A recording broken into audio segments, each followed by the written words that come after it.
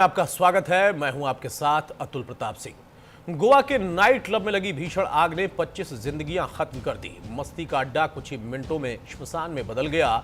इस अग्निकांड के बाद प्रशासन, पुलिस सब सवालों के कटघरे में है। सवाल सिर्फ आग का नहीं बल्कि लापरवाही का है।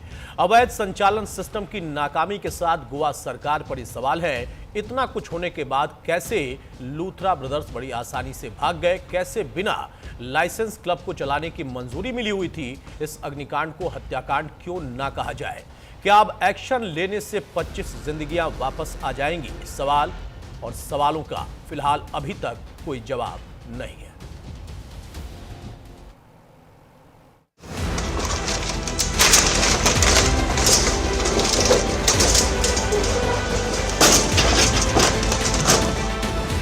पच्चीस जिंदगानी खत्म होने के बाद गोवा में मौत के नाइट क्लब पर बुलडोजर एक्शन हुआ। गोवा के जिस Birch by Romeo Lane night club में 25 जिंदगियां राख हुई, उसे बुलडोजर से ध्वस्त कर दिया गया। लूथरा ब्रदर्स के क्लब को बुलडोजर से ढहा दिया गया। अवैध निर्माण के आरोप में गोवा प्रशासन ने एक्शन लिया, लेकिन सवाल खड़े हुए कि नाइट क्लब अवैध तरीके से बना था तो पहले एक्शन क्यों नहीं लिया? बिना लाइसेंस के नाइट क्लब कैसे चलता रहा? आखिर 25 मौत से पहले हुक्मरानों की नींद क्यों नहीं खुली? किसके इशारे पर गोवा में मौत का नाइट क्लब चल रहा था? कौन लूथरा ब्रदर्स को संरक्षण दे रहा था? सवाल गोवा के हुक्मरानों से भी है, जिनकी नाक के नीचे से 25 लोगों की मौत के गुनहगार फरार हो गए। गोवा की पुलिस और सरकार की आंखों में धूल झोंक कर देश छोड़कर भाग गए। गोवा पुलिस क्लब के दोनों मालिक सौरभ और गौरव लूथरा को ढूंढती रही, या यूं कहे कि ढूंढने का नाटक करती रही, और लूथरा ब्रदर्स फरार हो गए। दोनों भाई पुलिस को गच्चा देकर इंडिगो की फ्लाइट से थाईलैंड भाग गए। पुलिस ने हादसे के बाद एफआईआर दर्ज कर दोनों की तलाश शुरू की थी। 7 दिसंबर को दोनों के खिलाफ लुकआउट सर्कुलर जारी किया, लेकिन इमिग्रेशन रिकॉर्ड से पता चला कि वो इंडिगो फ्लाइट से देश छोड़ चुके थे। पुलिस के मुताबिक दोनों 7 दिसंबर की सुबह 5:30 बजे ही इंडिगो की फ्लाइट से फुकेट रवाना हो गए। लूथरा ब्रदर्स के देश छोड़कर भागने की खबर मिली तो गोवा पुलिस ने सौरभ और गौरव लूथरा के खिलाफ इंटरपोल ब्लू नोटिस जारी किया, लेकिन सवाल खड़े हुए कि आखिर पुलिस प्रशासन की नाक के नीचे से आरोपी कैसे भागे? क्या हादसे के आरोपियों के सिस्टम से मिली भगत थी? क्या प्रशासन के अंदर खाने से कोई आरोपियों की मदद कर रहा था? क्या पुलिस प्रशासन का ही कोई शख्स आरोपियों तक सारी बातें पहुंचा रहा था? इन सवालों के बीच गोवा पुलिस ने दावा किया कि आरोपियों के खिलाफ सख्त एक्शन लेंगे। तो आपको ये बताया मैंने कि उनकी एलओसी खोल दी गई है, वो लोग इंडिया में नहीं हैं और हम लोग सीबीआई और इंटरपोल की मदद से उनको वापस लाने की पूरी कोशिश कर रहे हैं। No, they were not in Goa on the incident. Goa police का दावा है कि लूथरा ब्रदर्स को दबोचने के लिए इंटरपोल की मदद ले रहे हैं। नाइट क्लब में हुई 25 मौत का जो भी गुनहगार है, सभी को गिरफ्तार कर रहे हैं। पुलिस ने क्लब के operational staff Bharat Kohli, chief general manager Rajiv Modak, general manager Vivek Singh, bar manager Rajiv Singhania और गेट मैनेजर रियांशु ठाकुर को भी गिरफ्तार किया है।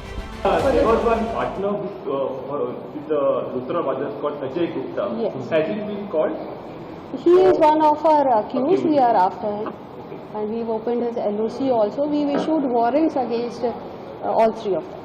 Ma'am, now action is being taken, properties are being seized, but very particular location, the Verge, was also reported as something which was not allowed, which had many violations under place, and police were also informed about that. Then why it took so much of time to take action? Police was informed about what? 25 लोगों की जान जा रही थी, police officers को भी इसके बारे में इंफॉर्मेशन थी। एक्शन लेने के लिए क्यों देरी कर दी गई है? नहीं, ये आप किस तरह से कह रहे हैं कि पुलिस ऑफिसर्स को बताया गया है? क्योंकि लाउड साउंड से म्यूजिक के लिए सब लोग अपोज कर रहे थे, प्रोटेस्ट कर रहे थे, इधर ही प्रोटेस्ट हुआ था तभी। साउंड के खिलाफ police takes action, whatever action is done we take the action. Police ने छोटी मछलियों को तो पकड़ लिया, लेकिन बड़े गुनहगार गिरफ्त से दूर हैं, देश छोड़कर भाग चुके हैं। ऐसे में सवाल है कि आखिर गोवा पुलिस के हाथ लूथरा ब्रदर्स तक कब पहुंचेंगे? आखिर कब और कैसे लूथरा ब्रदर्स की गिरफ्तारी होगी? Bureau report, news India.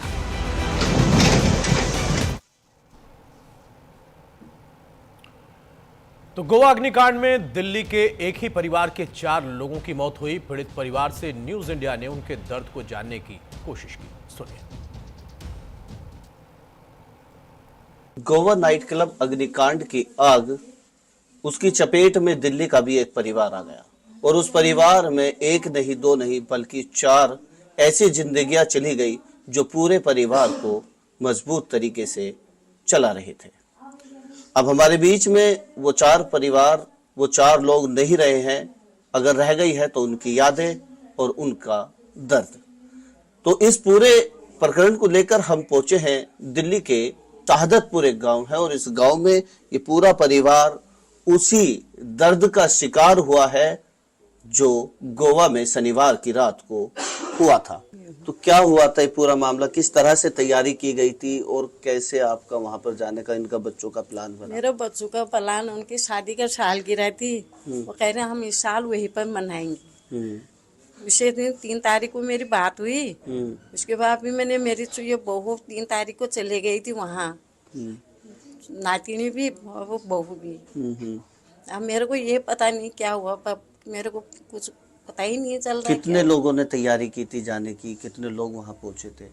वहाँ पर 4 लोग थे। यहाँ से मेरी बहू गई थी, वहाँ से फिर मेरे 2 बहू, 2 बेटे फिर गए थे। 3 बहू हो गए, 1 बेटा हो गया, यानी कि 5 लोग वहाँ पर पहुँचे थे। एक्चुअली वो कहना चाह रही है कि जो गोवा स्टार्टिंग में गए थे, जो विक्टिम्स हैं, जिसमें से एक मेरे मामा है, जो इनके बेटे हैं, वो गए थे। ठीक है, मेरी मामियाँ गई थी 2, उनकी बहुएं दोनों, वो गई थी, और 2 उनकी सालियाँ गई थी। ठीक है, तो बिल्कुल ही 4 लोग तो नहीं रहे। हमें पता लगा ये अभी परसों मॉर्निंग पता लगा था, मेरे पास कॉल आया था मामी का, अपनी जो आई विटनेस है आपकी, कि पता ही नहीं, मेरे को तो पता ही मैंने नहीं था।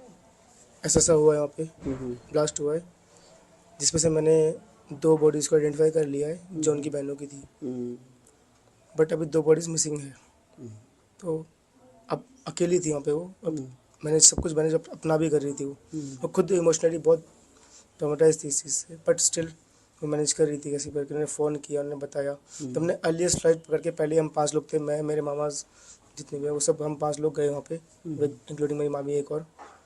वहाँ पे जाके हमने सारी, मतलब हमने सोचा था कि क्या पता वो दोनों मिसिंग हैं, वो मिलेंगे, क्योंकि इनके कॉल भी लग रहे थे। मैंने कहा मे बी वो अभी ठीक है, या कोई कैजुअलिटी नॉर्मली हुई है, तो आईसीयू में होंगे या बचे होंगे, सामने होंगे, क्योंकि 2 बॉडीज तो मामी ने पहले आइडेंटिफाई करके बताई थी कि वो दोनों नहीं रहे। परिवार हमारे बीच में मौजूद है।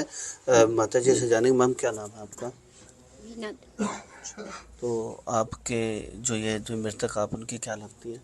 मैं उनकी मम्मी लगती हूँ। मेरी 3 बेटियाँ और मेरे एक दामाद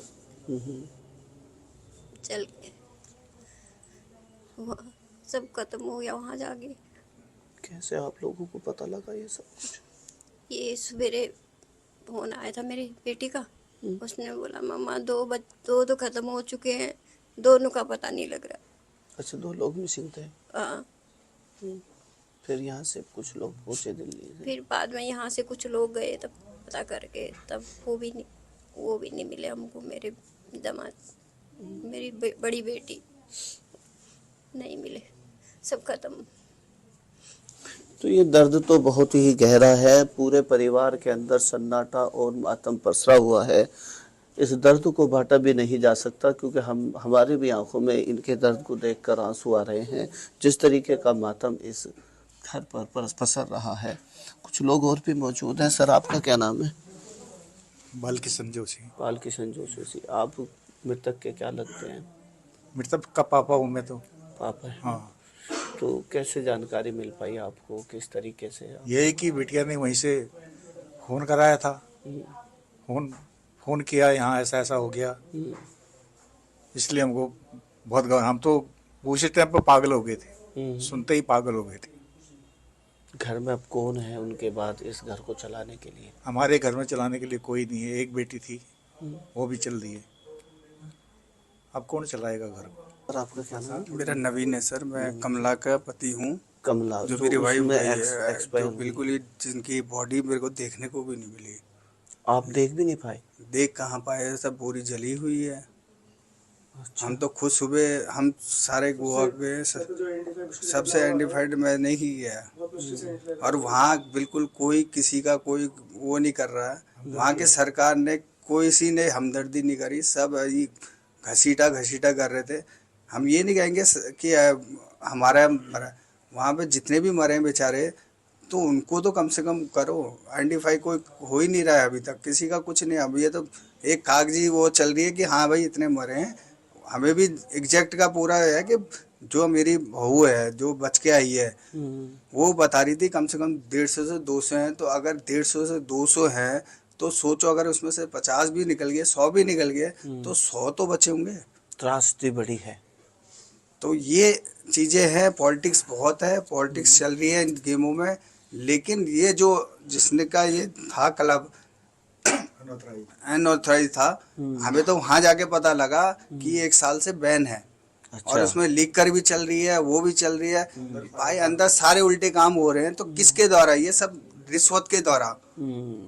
यानी संबंधित अधिकारी भी इसमें पूरे इन्वॉल्व हो रहे हैं। कुड़की करनी चाहिए सबकी, और कुड़की करके जो बेचारे वहाँ पे वर्कर है, भाई ये नहीं है वो एक वर्कर को कितना मिलता है, मैक्सिमम 15 से 20 हजार। जो बेचारे वहाँ जले हुए हैं, जिनकी लाशें नहीं है, जिनको नहीं है, उनको क्या कंसेशन मिलेगा? उनका तो पूरा गया ना। जो कमाने वाला वही जल गया, तो फिर क्या ये 5 लाख या 10 लाख या करोड़ या ये दे रहे हैं कि उनसे चल जाएगा उनका पूरा साल का गुजारा? क्राउड कितना था, कितने लोग थे सर?